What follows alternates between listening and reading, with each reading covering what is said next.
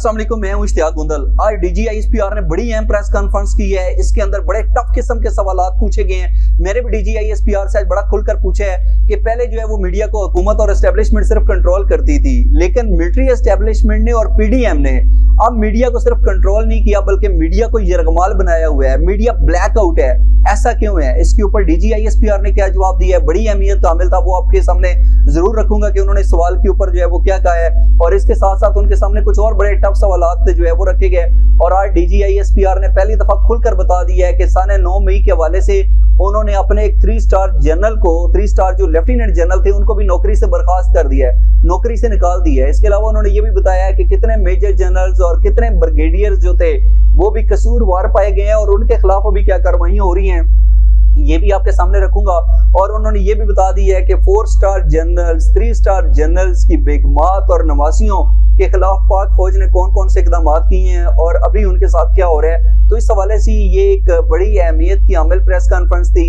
और इससे पहले जब भी कोई डीजीआईएसपीआर की प्रेस कॉन्फ्रेंस होती थी, मैं उसको रेगुलर कवर करता हूँ, मैं वहां पे जाता हूँ, मैं उसका हिस्सा होता हूँ। लेकिन आज जो प्रेस कॉन्फ्रेंस थी तो इससे पहले एक माहौल बना हुआ था, किसी को नहीं पता था कि आज की प्रेस कॉन्फ्रेंस के अंदर क्या है। लेकिन वहां पे फिर बताया गया कि आज की जो प्रेस कॉन्फ्रेंस है बड़ी अहमियत की आमिल है। और जैसे ही हम अंदर इंटर हुए, जहाँ पे ये कॉन्फ्रेंस रूम होता है, वहां पे बैठे तो सामने एक एलसीडी थी और उसके ऊपर साने 9 मई के हवाले से जो है मुख्तलिफ तस्वीर जो है वो लगी हुई थी। और ये बिल्कुल समझ आ गई कि आज जो है फौज 9 मई के हवाले से एक बड़ी तफसीली तौर के ऊपर जो उसका अपना मौकफ है, अपना रद्द-ए-अमल है, जो वो सोच रही है, उसके हवाले से आज पाकिस्तानी मीडिया को आगाह किया जाएगा। सबसे पहले मैं आपके सामने अपना सवाल रखता हूं। मैंने डीजीआईएसपीआर से पूछा कि इससे पहले ये समझा जाता था कि पाकिस्तानी मीडिया को एस्टेब्लिशमेंट और जो हुकूमत है वो कंट्रोल करती है, लेकिन 9 मई के अफसोसनाक वाकयात के बाद अब ये तासर पाया जा रहा है कि पाकिस्तानी मीडिया को सिर्फ पीडीएम की हुकूमत और जो अस्करी एस्टेब्लिशमेंट है ये सिर्फ कंट्रोल नहीं कर रही, बल्कि इन्होंने पाकिस्तानी मीडिया को यरगमाल बनाया हुआ है, पाकिस्तानी मीडिया को ब्लैकआउट किया हुआ है। और इसके साथ साथ जो मीडिया मालकान है, अब तो उनको भी जो आला अस्करी हुकाम है उन्होंने बुलाकर वार्निंग दी है, उनको समझाया है और उनको बड़े सख्त अहकाम दिए हैं। तो इस पर आपका क्या रद्द-ए-अमल है? तो इसके ऊपर डीजीआईएसपीआर ने पहले तो बड़े आराम से देखा और उसके बाद उन्होंने कहा कि आपने अच्छा किया है, ये जो लफ्ज इस्तेमाल कर लिए तासर का, कि ये तासर पाया जाता है। साथ उन्होंने परसेप्शन की बात की तो उन्होंने बताया कि हमारे तो मीडिया के साथ जो है वो बड़े देरीना तल्लुकात हैं, बड़े पुराने तल्लुकात हैं, लेकिन ये सनसनी फैलाना, ये जानी कैफियत पैदा कर देना, ये प्रोपेगेंडा स्टार्ट कर देना, ये मीडिया का काम नहीं है। उन्होंने कहा कि मुस्बत जो खबरें हैं उसकी हम तवक्को करते हैं और मुस्बत खबरें होनी चाहिए। उन्होंने बिल्कुल इस चीज को डिनाई नहीं किया कि जो आला अस्करी हुकाम है कि उन्होंने मीडिया मालकान को नहीं बुलाया, उन्होंने इसके ऊपर खामोशी इख्तियार की। इसका मतलब ये है कि ये साबित होता है कि बुलाया गया। और जो वैसे मैंने भी पता किया कुछ मीडिया मालकान से, तो वो यही था कि बुलाया गया और उनको बड़ी सख्ती के साथ कुछ बातों के हवाले से समझा दिया गया है, उनको बताया गया है कि आपने क्या करना है और क्या नहीं करना। तो इस हवाले से ये चीजें सामने आई हैं और फौज भी ये समझती है कि जो मुस्बत खबरें हैं वो होनी चाहिए। और यकीनी तौर के ऊपर हमारे माशरे के अंदर बहुत सारी बुराइयां भी होती हैं, अच्छाइयां भी होती हैं, मनफी पहलू भी होते हैं, मुस्बत पहलू भी होते हैं। मनफी पहलू को उठाकर सामने रखना मीडिया की जिम्मेदारी है। अगर कोई ये कहता है कि सिर्फ और सिर्फ मीडिया का काम है मुस्बत खबरें, तो फिर मीडिया काम कैसे करेगा? जब मनफी चीजें सोसाइटी के अंदर हो रही होंगी, मीडिया उस इशू को हाईलाइट करेगा, वो काम बाला तक जाएगा, एक्शन होगा, तभी तो वो चीजें दूर होंगी। सब अच्छा कैसे दिखाया जा सकता है? यकीनी तौर के ऊपर फिर ये सवाल भी अहमियत कामिल है। लेकिन ये भी अपनी जगह एक बात दुरुस्त है कि जो पॉजिटिव खबरें हैं उनको भी जरूर उजागर करना चाहिए, हाईलाइट करना चाहिए। अच्छा, इसके अलावा जो बड़े जबरदस्त सवाल आज पूछे हैं साफियों ने और उसके हवाले से बड़े खुलकर जवाब भी दिए हैं आज डीजीआईएसपीआर ने। अब सवाल एक बड़ा अहमियत कामिल है। एक साफी ने ये सवाल पूछा कि अमूमन तो कैंट एरियाज के अंदर, मैं उसका थोड़ा सा ना आपको वो बता देता हूँ कि इस सवाल का पूछने का मकसद क्या था, जरा आसान से अल्फाज के अंदर मैं आपको बताता हूँ। और ये आप भी अगर बाहर लोगों से मिलते हैं, बातचीत होती है, तो लोग कहते हैं कि जी कैंट एरिया के अंदर तो कोई सिविलियन दाखिल नहीं हो सकता। कैसे मुमकिन है कि लोगों का इस तरीके से एक जत्था, एक हजूम और इस तरीके से वो अंदर चले जाएं, शरपसंद अनासर, और कहाँ पे चले जाएं? कोई छोटे मोटे घर में नहीं, जिना हाउस, जैसे कोर कमांडर हाउस का दर्जा हासिल था, जो कोर कमांडर हाउस था जहाँ पे पाक फौज का 3 स्टार जनरल बैठता था, जिसके नीचे ब्रिगेडियर्स की एक बड़ी तादाद होती थी, मेजर जनरल्स होते थे, जो पूरी एक कोर को जो है वो कमांड कर रहा होता, तो उसके घर चले जाएं, तोड़ फोड़ हो जाए। तो ये बताने की कोशिश की गई कि लोग ये समझते हैं कि ये एक ट्रैप था, जानबूझ के लोगों को उकसाया गया और जानबूझकर एक माहौल बनाया गया कि आपने उधर जाना है, उनको जाने से रोका नहीं जाएगा। अंदर कुछ लोग अपने शामिल कर लिए और जाके तोड़ फोड़ करो, तशद्दुद करो, जाके जलाओ गिराओ करो। तो रुकना जो है वो किसकी जिम्मेदारी थी, और ये तो एक ट्रैप किया गया। तो इसके ऊपर DGISPR ने बड़ा वाज़ेह तौर के ऊपर कहा कि यकीनन कुछ खामियां, कुछ कोताहियां जो है वो जरूर सामने आई हैं, और उसके हवाले से जब ये अफसोसनाक इंसिडेंट हुआ तो उसके बाद हमने जो है वो तादीबी कार्रवाइयों का आगाज कर दिया, और उसके साथ साथ उन्होंने बड़ा वाज़ेह तौर के ऊपर बता दिया है कि अगर जो है इसके अंदर एक लेफ्टिनेंट जनरल समेत 3 अफसरान को मुलाजमत से बर्खास्त कर दिया गया, नौकरियों से निकाल दिया गया है। 3 मेजर जनरल और 7 ब्रिगेडियर्स समेत 15 अफसरान के खिलाफ जो है वो तादीबी कार्रवाई का आगाज कर दिया गया है, यानी कि इन्वेस्टिगेशन चल रही है। और इसके साथ साथ उन्होंने बड़ा वाज़ेह तौर के ऊपर कहा है कि ऐसा नहीं है कि हमने अपने लोगों से पूछताछ ही नहीं की, फौज के अंदर एक एहतसाबी अमल मौजूद है और एहतसाब होता है, यही वजह है कि हमने अपने एक 3 स्टार लेफ्टिनेंट जनरल को नहीं छोड़ा।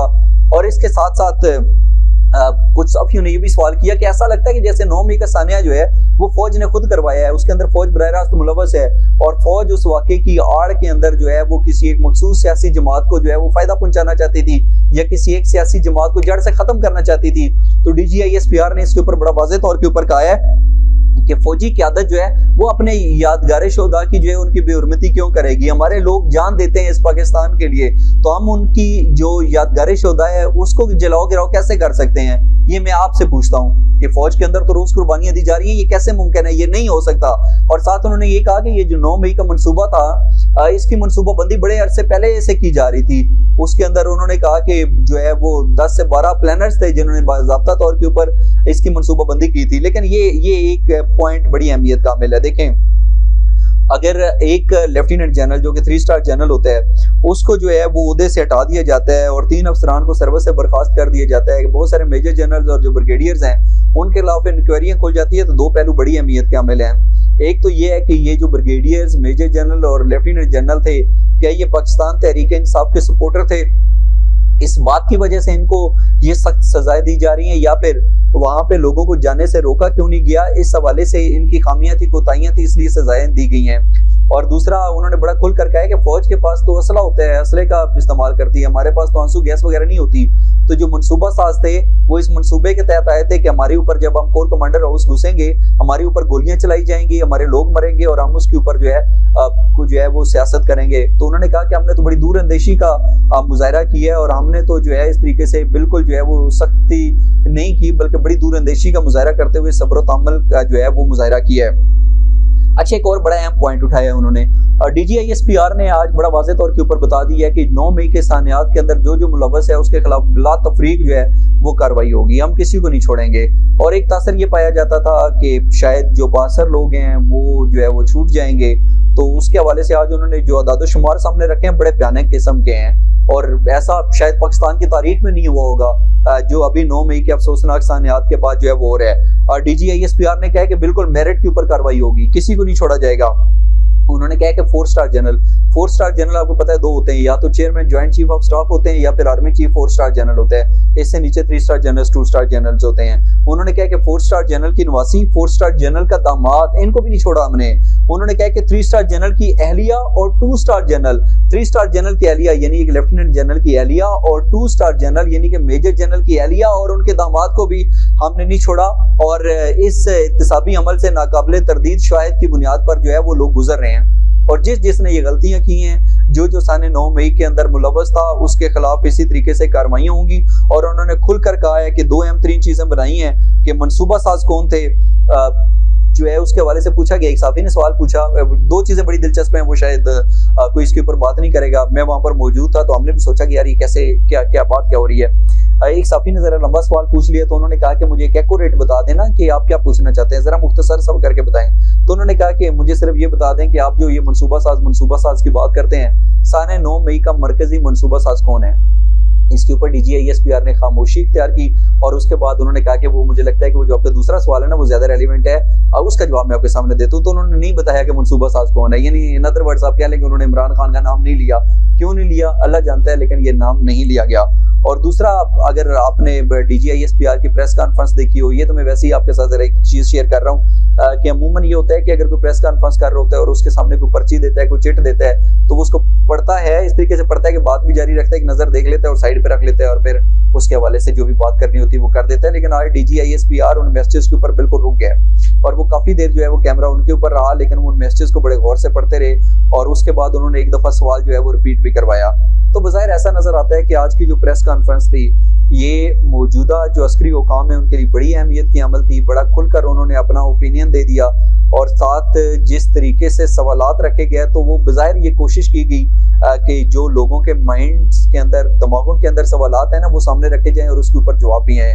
तो मेरा ख्याल है कि ये आज के जितने सवाल थे बड़ी अहमियत के हामिल थे और हर पाकिस्तानी उनके जवाब जानना चाहता था। ये तो बात होगी DGISPR की प्रेस कॉन्फ्रेंस की, लेकिन अब देखना ये है कि क्या ये जो मनसूबा साज हैं ये इसी तरीके से नजरों से ओझल रहते हैं, इनका नाम नहीं लिया जाएगा या फिर आने वाले दिनों के अंदर इनके खिलाफ बड़ी एक मौसर और भरपूर कार्रवाई की जाएगी। और शायद अब अस्करी हुकाम को ये यकीन दहानी हो चुकी है कि अब अगर पहले की तरह किसी की गिरफ्तारी अमल में आई तो अवाम की तरफ से सख्त रद्द अमल नहीं आएगा और उसकी बुनियादी तौर पर क्या वजूहत है बताने की जरूरत नहीं है, आप बाखबर हैं। लेकिन बहरहाल आज जो है बड़ा मुख्तसरन कहा जाए तो DGISPR ने बड़ा वाज़ेह तौर के ऊपर ये बता दिया है कि उन्होंने 9 मई के साने के अंदर जिसकी कोई भी खामियां थी, कोताही थी, चाहे वो उनके 3 स्टार सर्विंग जनरल से नौकरी से उठा के परे फेंक है, नौकरी से निकाल दिया, नौकरी से बर्खास्त कर दिया है, मेजर जनरल, ब्रिगेडियर्स, किसी को नहीं छोड़ा जा रहा अगर किसी की थोड़ी सी भी इन्वॉल्वमेंट, खामी या कोताही है।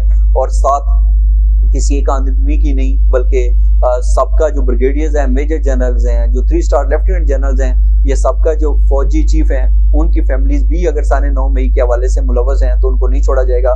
तो इसके पेश नज़र ये अंदाज़ा लगाया जा सकता है कि इस चीज़ के पेश नज़र पाकिस्तान तहरीक इंसाफ और चेयरमैन PTI इमरान खान का मुमकिन तौर पर मुस्तकबिल क्या हो सकता है। आज का व्लॉग देखने का बहुत शुक्रिया, अपना कीमती फीडबैक जरूर दीजिएगा। अल्लाह हाफिज़।